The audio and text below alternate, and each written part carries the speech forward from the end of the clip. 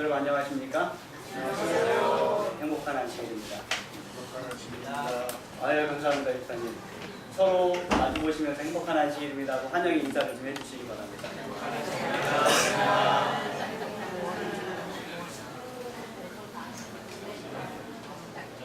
꼭 모르시는 분들을 위해서 선임 소개를 다시 한번 좀 해드리도록 하겠습니다. 먼저 우리 조단 와그너 선생님 모셨습니다. 우리 박수로 환영을 좀 해주시기 바랍니다. 대청의 산하 미션 썬라이트이라는 부서에서 오셨습니다. 기자이시고요.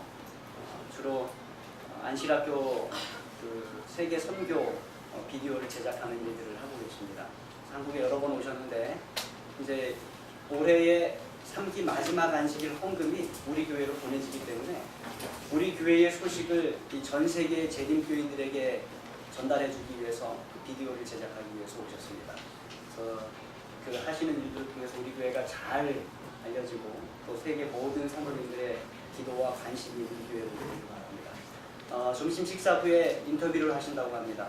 그래서 붙잡고 인터뷰하자고 하실 때 흔쾌히 응해주셔서 우리 교회에 대한 아주 좋은 선교의 소식들과 또 좋은 이야기들을 많이 들려주시면 좋을 것 같습니다. 그 다음에 우리 케냐에서 망고 제인이 왔습니다. 우리 다시 한번 제인, 우리 스탠드업 앤 say hello to our church members. 사실 한국말을 너무 잘해요. 그래서 저한테 처음 전화가 왔을 때 제가 이 사람 한국에 사는 사람은 아닌 것 같고 그런데 코리안 아메리칸인가 할 정도로 약간의 한국말을 잘하더라고요. 그러고 보니까 오늘도 이 얘기 만나서 해보니까 한국말 잘합니다. 세종에 1년 공부하고 있을 거라고 합니다. 사랑을 좀 많이 주셔서 케냐에 돌아가실 때 한국이 많이 생각나도록 이렇게 사랑을 좀 많이 주십니다. 그 다음에 우리 강서윤 집사님 아들 다윤 형제가 왔습니다. 다윤 형제 다시 한번 일어나서 인사 좀 하실까요? 계속해서 얼굴 볼 수 있으면 좋겠고요. 또 우리 청년반이 다윤 형제를 통해서 더 큰 힘을 그렇게 얻었으면 좋겠습니다. 오늘 선영이 선미가 불러준 찬양이 여러분 참 감동적이었습니까? 네. 너무 좋았습니다. 또 가사를 가만히 들으면서 하늘나라를 올라가면 누구를 만날 수 있을까? 황금 도성길을 우리가 걷게 될 텐데 누구를 만날 수 있을까? 가장 보고 싶은 분이 누구예요? 예수님이에요. 여러분 동의하십니까? 네. 우리에게 하늘에 대한 소망과 또 예수님을 만나고 싶은 소망을 일깨워준 또 아름다운 찬양을 들려준 우리 선영이 선미에게 참으로 감사드립니다. 오늘 에스겔서에 있는 말씀 가지고 함께 은혜를 나누겠습니다. 에스겔 47장 8절로 9절에 있는 말씀 저희가 다시 한번 읽도록 하겠습니다. 에스겔 47장 8절과 9절입니다. 제가 8절 읽고 성도님들이 9절의 말씀을 읽어주시기 바랍니다. 그가 내게 이르시되 이 물이 동쪽으로 향하여 흘러 아라바로 내려가서 바다에 이르리니 이 흘러내리는 물로 그 바다의 물이 되살아나리라.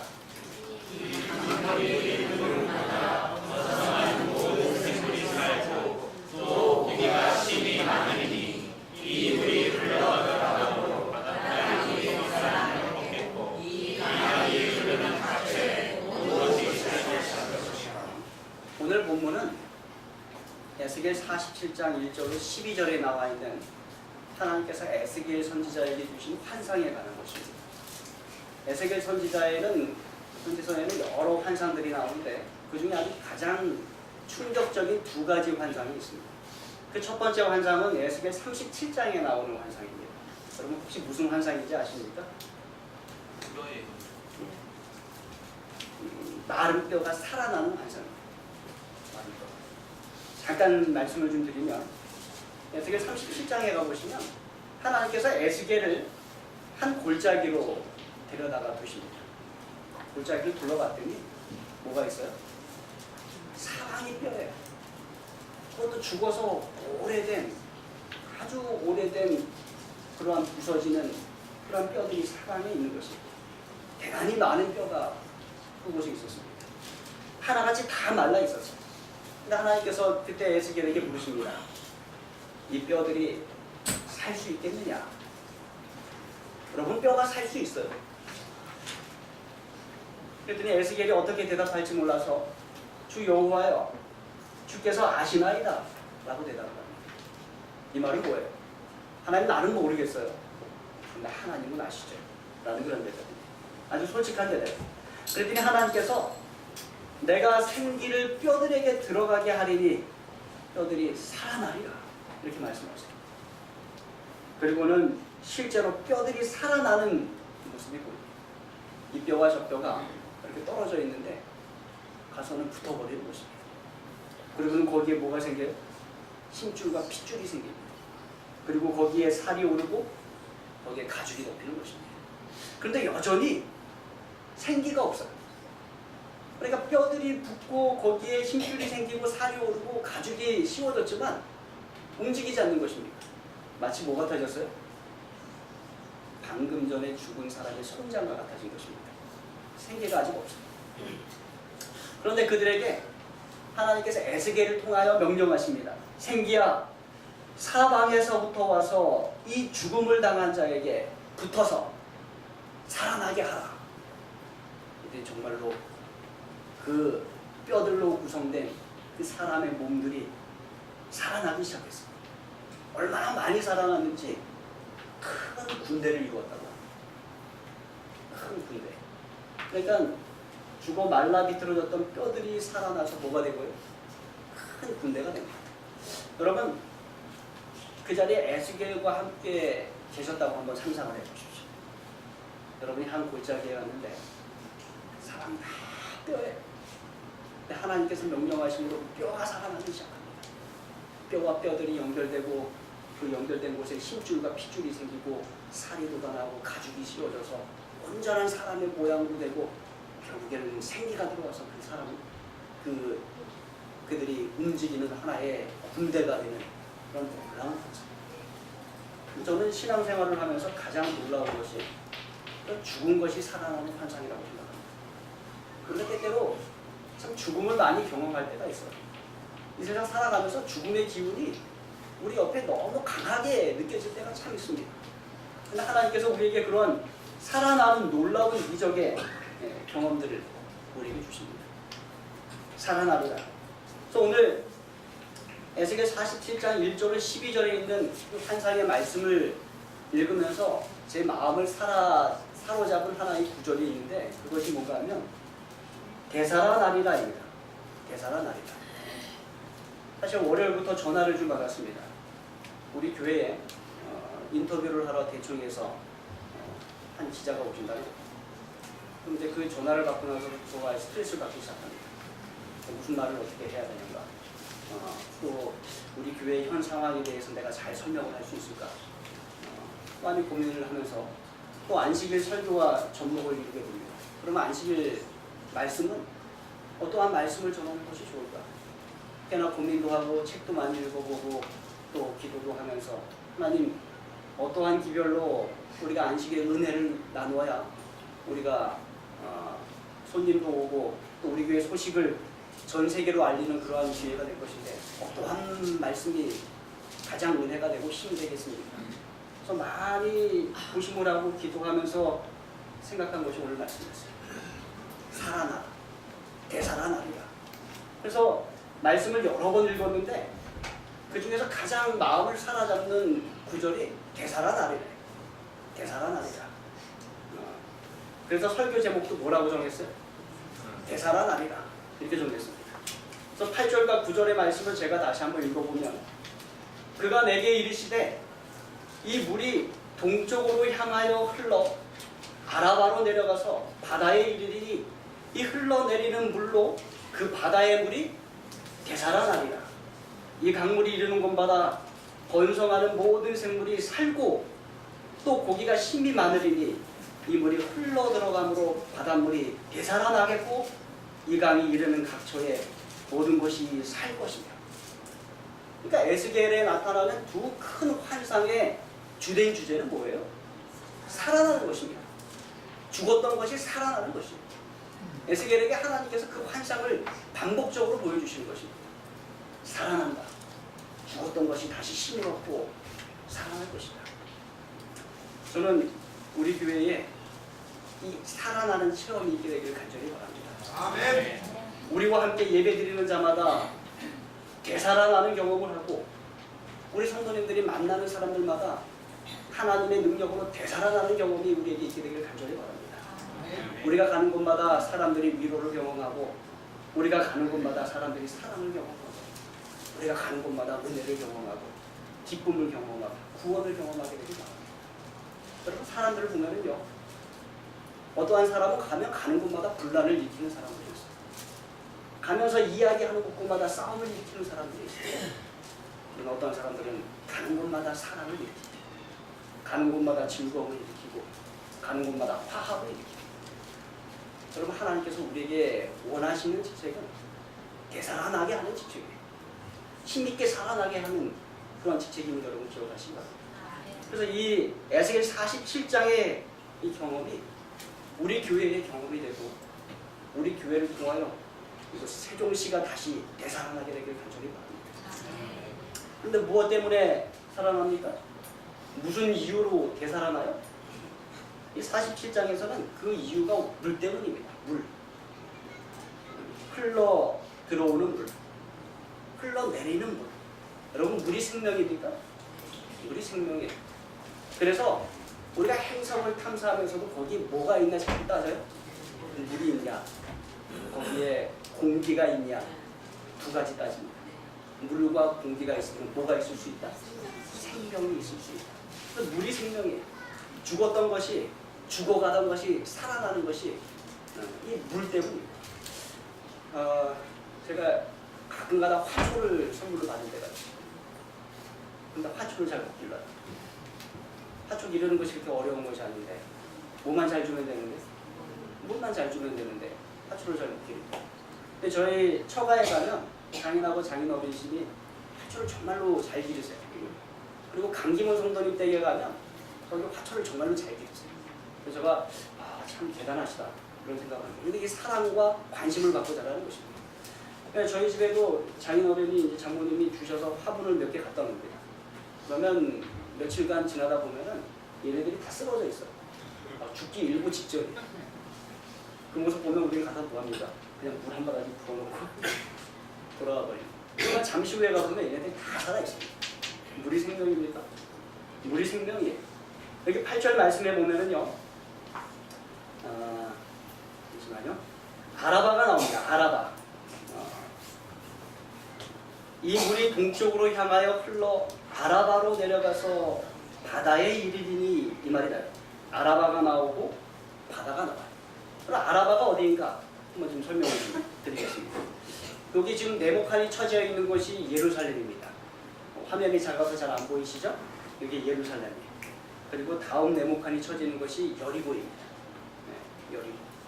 그리고 이렇게 녹색 선이 보이십니까? 이게 요단강입니다. 저 위쪽에 있는 작은 하늘색 호수는 뭘까요? 갈릴리 바다예요. 갈릴리 호수, 갈릴리 바다예요. 그리고 밑에 쪽에 조금 더 길게 있는 그 호수는 무엇일까요?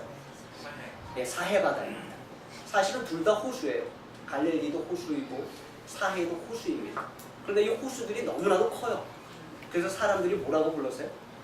바다라고 불렀습니다. 갈릴리 바다에서 요단강이 흘러서 사해가 된 것입니다. 아라바는 어디인가? 이 요단강에서 여리고 쪽으로 가다 보면 그 요단강이 사해 바다에 들어가기 직전에 그 요단강 좌우의 지역들을 아라바라고 불렀습니다. 아라바. 사해에 들어가기 바로 직전에 그 부분이죠. 그런데 이 부분들이 많이 말라 있었어요.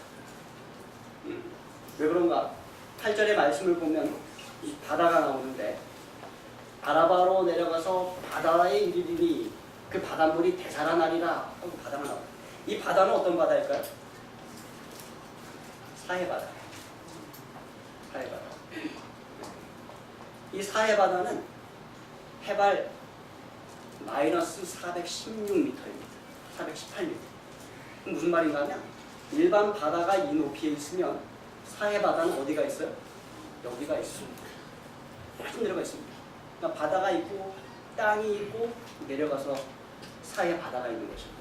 그래서 히브리어로 사해 바다의 원 이름은 소금 바다예요. 소금의 양이 워낙 많기 때문에 성경에는 아라바의 바다 또는 동해 등으로 또 표기가 되기도 합니다. 이 사해는 연중 기온이 높습니다.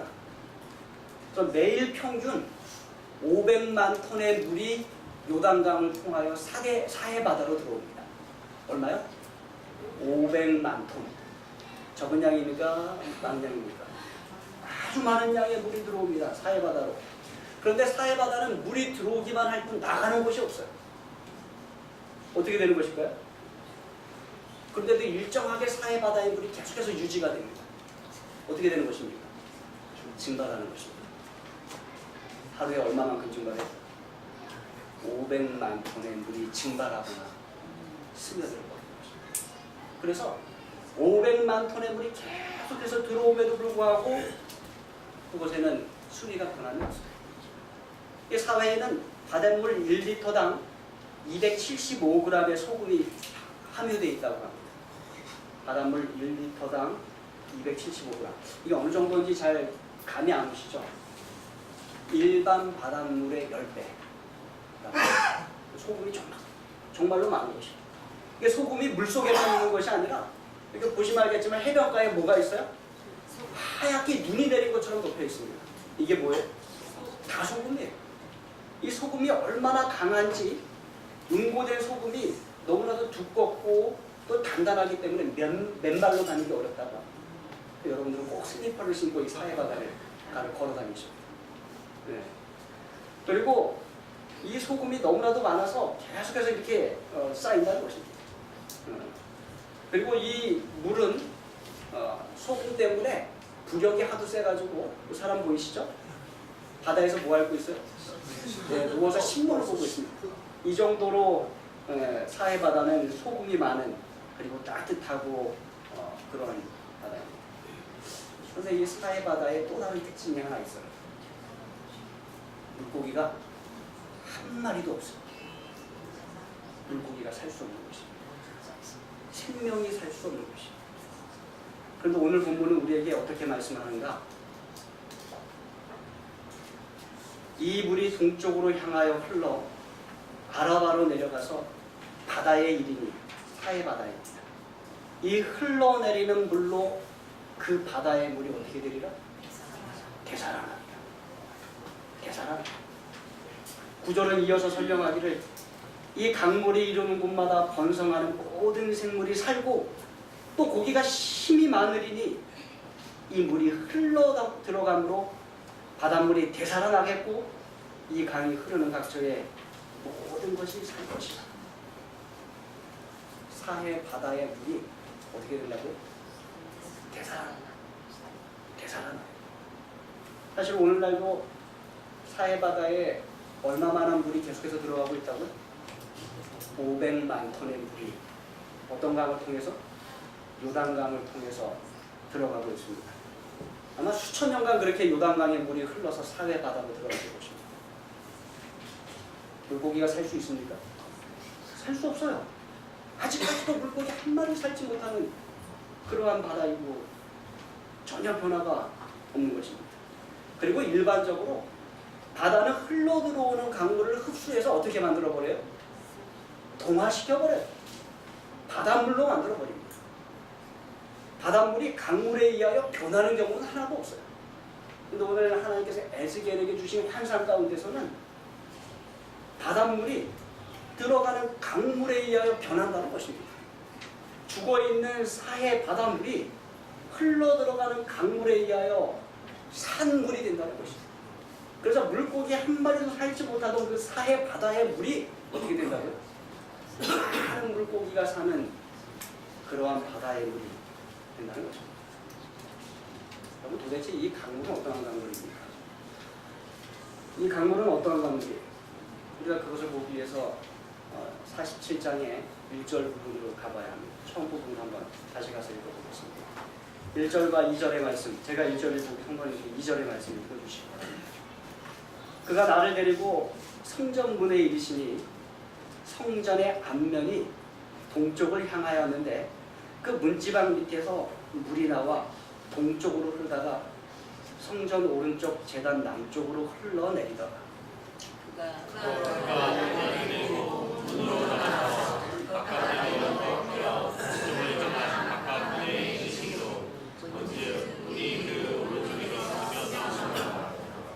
하나님이 바벨론의 포로로 잡혀가 있는 에스겔 선지자에게 환상을 주십니다. 40장부터 46장까지 성전에 대한 환상을 주십니다. 거기서 하나님은 성전이 회복되고 제사장이 회복되고 예배가 회복된다고 에스겔에게 가르쳐 주십니다. 이어서 47장 말씀에서 하나님은 에스겔 선지자에게 그 회복된 성전에서 물이 나오는 환상을 보여주세요. 회복된 성전에서 물이 나오는 것입니다. 물이 처음에 어떻게 나와요? 스며들듯이 나와요. 마치 문 밖에서 문 쪽으로 물을 쏟으면 그 물이 어떻게 되듯이요?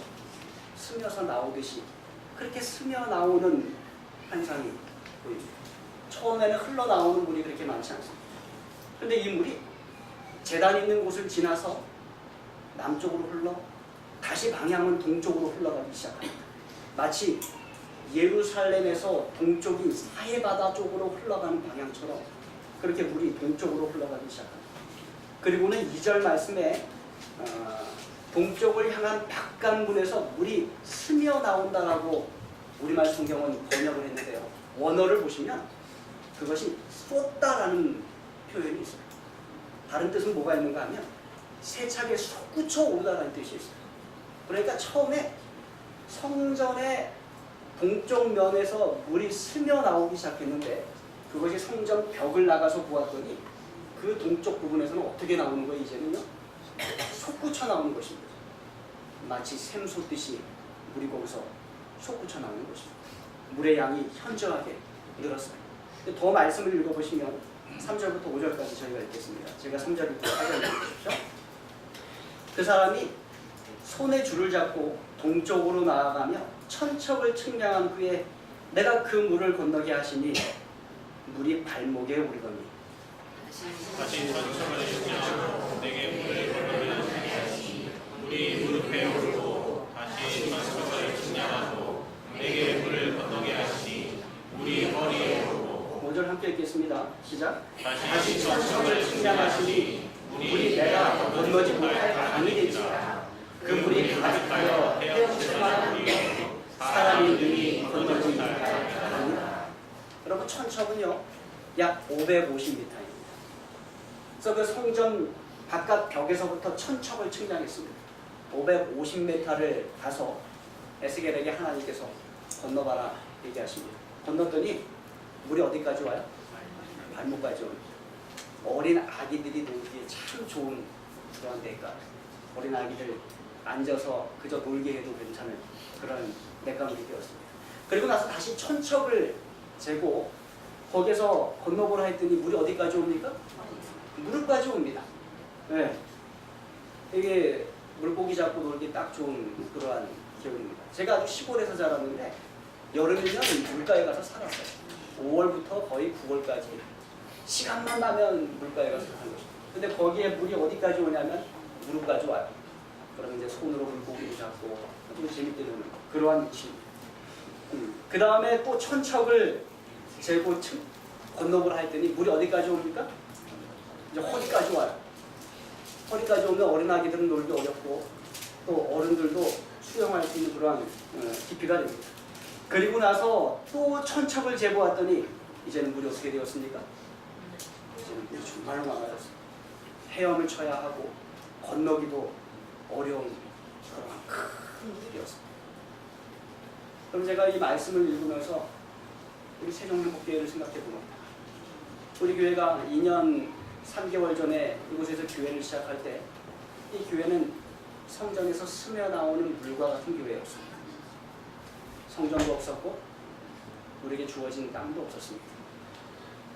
그저 몇 성도님들이 이곳에 이사와서 교회가 있었으면 좋겠습니다라고 열심히 공부하며 또 합회에다가도 호소하면서 이 교회가 생기게 되었습니다.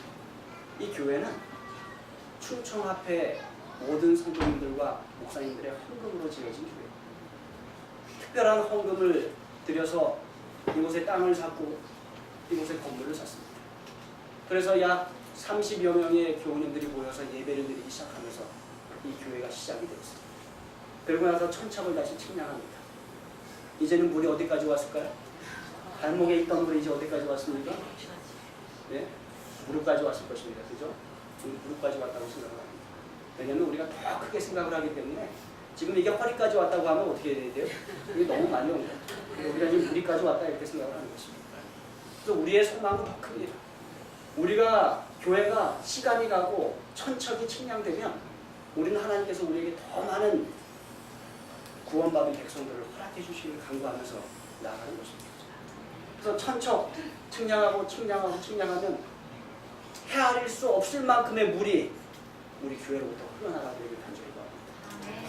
구원의 능력이, 구원의 힘이, 생명이 우리 교회로부터 흘러나가는 그런 교회들이 간절히 바랍니다. 그런데 하나님께서 에스겔의 시선을 다른 곳으로 돌리십니다. 그러면서 에스겔에게 물으세요. 인자야, 내가 이것을 보았느냐? 그래서 보았더니 강둑에 뭐가 있습니까? 강둑에 나무들이 정말로 많이 있는 것입니다. 여러분, 강둑에 나무가 심겨져 있는 그림을 보신 적이 있습니까? 너무나도 아름답습니다. 근데 그 나무가 그냥 나무가 아니라 어떠한 나무예요? 과일나무예요. 과일나무가 강둑으로 쭉 심겨져 있는 것입니다. 그리고는 그 강이 계속해서 흘러서 어디로 가요? 아라바로 갑니다. 그 사해에 가까운 지역에 마른 땅들을 적시고 계속해서 흘러서 어디로 갑니까? 죽은 바다, 사해 바다로 흘러 들어가는 것입니다. 그리고는 그 강을 통하여 몇천 년간 계속해서 물을 받았지만 살지 못하던 그 강이 이제는 살아나는 호수가 되고 바다가 되어서 수많은 물고기들이 사는 그러한 바다가 되는 것입니다. 되살아 나는 것입니다. 여기 특별히 엔게디에서부터 에네글라임까지라는 말이 있어요. 이 말 한번 읽어보실까요? 10절에 있는 말씀 함께 읽어보겠습니다. 시작. 또 이 강가에 어부가 살 것이 엔게디에서부터 에네글라임까지 금을 치는 것이 될 것이다. 그 고기가 각종 종류를 따라 큰 나라의 고기같이 심히 많으리라. 여기는 어딘가 하면요, 그 사해바다 가까운 구역이에요. 여러분, 사해바다에도 뭐가 없어요? 물고기가 한 마리도 없어요. 사해바다에도 어부가 없어요. 그런데 사해바다 그 가까운 사막 지역에 누가 있게 될 것이라고요? 물고기를 잡는 어부가 있게 될 것이라는 것입니다. 생명이 그곳에 넘쳐 흐르게 될 것이라는 것입니다. 고기가 많아서 어부가 살 만큼 풍성한 지역이 될 거라는 것입니다. 완전한 회복이요, 완전한 조상. 그러나 그럼에도 불구하고 뭐가 있냐면 진펄과 개펄이 있어요. 생명의 물이 그렇게 많이 흘러들어오고 주변의 모든 것이 다 살아나는데 여전히 살아나지 못하는지, 여전히 힘을 얻지 못하는지, 진펄과 개펄이 있다는 것입니다. 그럼 이 말씀은 아무리 말씀의 생명이 흥황하게 늘어난다 할지라도 어느 부분에 있을 수 있다고요? 그것을 거절하는 부분이 있을 수 있다는 것입니다. 그 부분에 대하여 우리가 더 기도해야 되겠지만 또 계속해서 거부하는 세력이 또 있을 수 있다는 것을 우리가 명심해 두고 가야 되겠습니다. 그러나 되살아난 그 지역은 어떤가? 언제 죽음의 땅이 없는가 싶을 정도로 회복이 되어서 강 좌우가에는 각종 먹는 과일나무가 있고 그 잎은 시들지 않는, 그리고 그 잎을 통하여 약재료가 되는 그런 놀라운 생명의 능력들이 그 생명의 강을 통하여 일어나게 되는 것입니다. 모든 것이 되살아나는 것입니다. 뭐 때문에? 물 때문에. 이 생수의 강 때문에. 그런데 그 물이 어디서 나온 물이에요? 성소에서 나온 물이에요. 그래서 12절 마지막 부분에 보면 그 물이 성소를 통하여 나옵니다. 이렇게 얘기를 합니다. 여러분, 이 물은요, 창세기부터 흐르던 물이에요. 창세기에 가시면 여러분 에덴 동산을 보실 수 있어요. 근데 그 아름다운 에덴 동산에 뭐가 있어요? 강이 있어요. 네 갈래로 흩어져 흐르는 강이 나옵니다. 근데 이 강물이 인간의 죄악과 타락으로 말미암아 말라버렸어요. 그래서 예전에 에덴 동산이 있었던 그 지역에 지금 어떻게 되어 있습니까? 지금은 사막이에요. 생명이 살기 어려운 땅이에요. 에덴 동산이 하늘로 올라가고는 그 땅은 사막이 되어버렸어요. 생명이 풍성하던 곳이 죽음의 땅이 되었어요. 그러나 예수 그리스도로 말미암아 이 생명의 강이 다시 흐르기 시작했습니다. 예수님께서 우리에게 말씀하십니다. 요한복음 7장 37절과 38절에 있는 말씀입니다. 함께 읽도록 하겠습니다. 시작. 명절 끝날 곧 그 날에 예수께서 서서 외치시되 누구든지 목마르거든 내게로 와서 마시라. 나를 믿는 자는 성경의 이름과 같이 그 배에서 생수의 강이 흘러나리라 하시니. 여러분, 예수님의 약속이 참으로 놀랍습니까? 놀랍습니다. 죄와 우리들의 잘못을 인하여 죽을 수밖에 없게 된 이 땅에, 생명의 강이 끊어져 버린 이 땅에 다시 한번 생명의 강이 흐를 것이라고 예수님께서 약속하십니다. 누구든지 목마르거든 내게로 와서 마시라. 이 놀라운 초청에 응하게 되는 저와 여러분에게 간절히 바랍니다. 여러분, 우리가 먼저 예수님께 가서 우리의 목마름을 죽여야 합니다.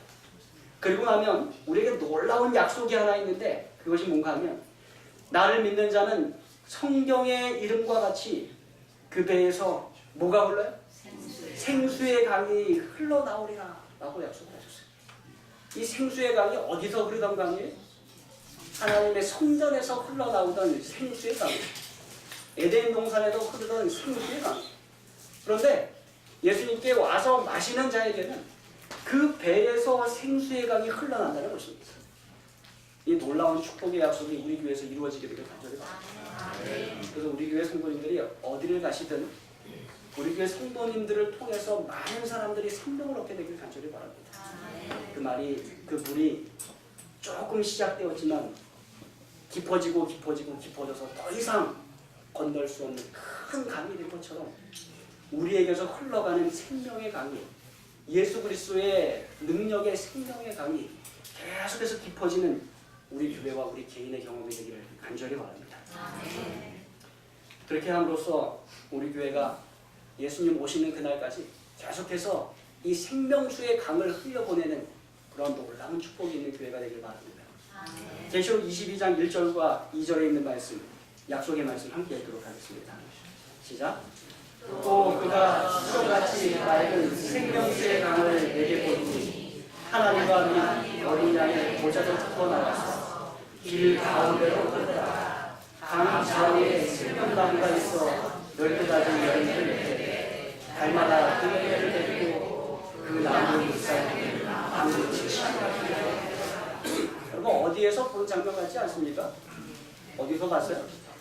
에스겔의 환상 가운데서 본 그 강이죠. 그 강이 지금 어디에 흐르고 있는 거예요? 천국에 흐르고 있어요. 근데 하나님께서는 이 강이 우리의 배에서 흘러나오게 될 것이라고 약속을 하십니다. 무슨 말인가 하면 에덴 동산에서 흐르던 강이 인류의 죄악으로 말미암아 끊어졌습니다. 그런데 그 끊어진 강을 다시 샘솟아 흐르게 하시는 분이 누구시라고요? 우리의 구주 되시는 예수님이시라는 것입니다. 그래서 우리를 통하여 그 생수의 강이 계속해서 흘러가게 될 것이고, 마침내 우리가 구원받아서 천국에 가게 될 때 우리가 실제로 그 생명 강가에 생명 강을 우리가 보게 된다는 놀라운 축복의 약속이에요. 그때까지 우리에게 사명이 있어요. 어떤 사명이? 이 생명수의 강이 계속해서 흘러가야 될 것 아닙니까? 우리가 이거 우리 교회만 막아두고 있으면 누구하고 똑같냐면 사해바다하고 똑같아요. 내일 얼마의 물을 받아들여요? 500만 톤의 물을 받아들여요. 그러나 어디에 주는 것 없이 말라버리고 마는, 소금만 남는, 아무것도 할 수 없는 사해바다처럼 되어버리는 것입니다. 여러분, 우리가 이 하나님의 보좌로부터 흘러나오는 이 생수의 강을 흘려보내는 통로가 되십시다. 우리가 가는 곳마다 이 생수의 강이 뻗어가게 되기를 우리가 하나님 앞에 다짐하고 나아가십시다. 다가가는 주변의 모든 사람들에게 희망을 주고 용기를 주고 사랑을 주고 보듬어 주고 위로하고 또 격려하는 놀라운 역사가 저와 여러분 가운데 있게 되기를 간절히 바랍니다. 그래서 이렇게 시작된 우리 세종행복교회가 예수님 재림하시는 그날까지 우리에게 맡겨진 사명을 잘 이루는 교회 되기를 간절히 바랍니다. 이제 우리 어디까지 왔다고요? 무릎까지 왔습니다. 무릎까지 왔습니다. 아직 무릎까지밖에 안 왔습니다.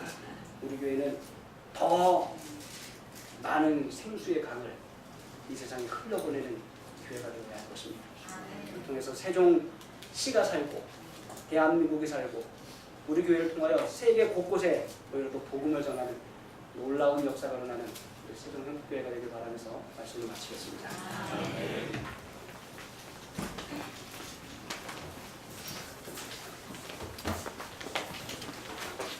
목사님 말씀에